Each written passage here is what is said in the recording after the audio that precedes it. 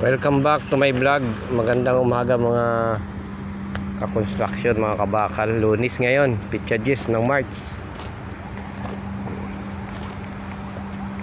Bali sa ngayon ay ang aming activity ay pagpatuloy yung pagbabakpil dito sa area ng CIP at sa pagitan ng area ng Atlip.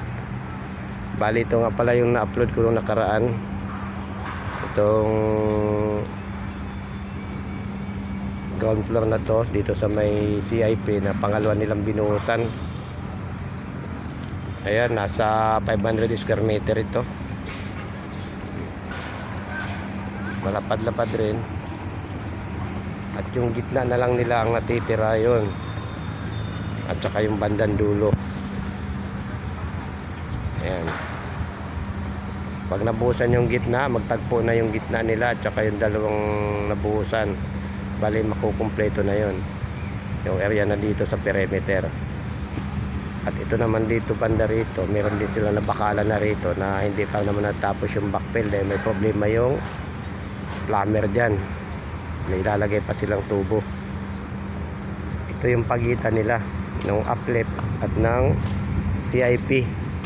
Pag nabuhusan na itong pagitan nila na ito lahat, yung ground beam, at ito ay mabakpilan, magtatagpo na rin sila dito sa kanilang mga buhos.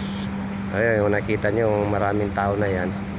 At saka dito, kapag yung nabuhusan na mga ground beam, pag yan ay na-strip na yung mga forma, matapos mabuhusan, continuous yung pagbabakpil dito para mabakalan ulit yan. Kaya nga pala mga ka-construction, pahingi naman ng subscribe at palike na rin nang matulungan yung aking YouTube channel.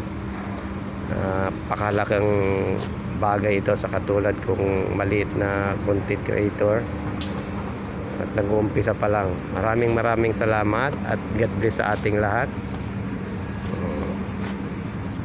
Lagi po tayo mag-ingat sa lahat ng pagkakataon. Magandang umaga ulit. Bye bye.